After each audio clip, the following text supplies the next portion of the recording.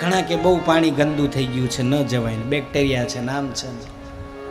ગંગાજીમાં bacteria આવે જ નહીં. બેક્ટેરિયાની તાકાત નથી ગંગાજીની અંદર જાય.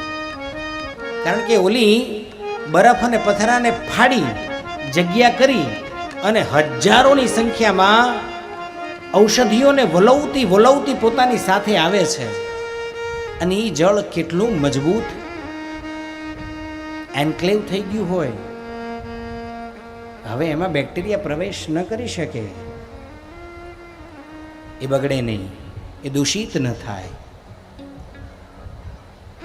જે સ્નાન કરે એની શરીરમાં રહેલા પાપોનો સમૂળ નાશ કરે અને શરીરમાંથી શારીરિક ભાવથી ઉત્પન્ન થતા જે બેક્ટેરિયા એ ત્યાં એની મેળાએ નાશ પામે.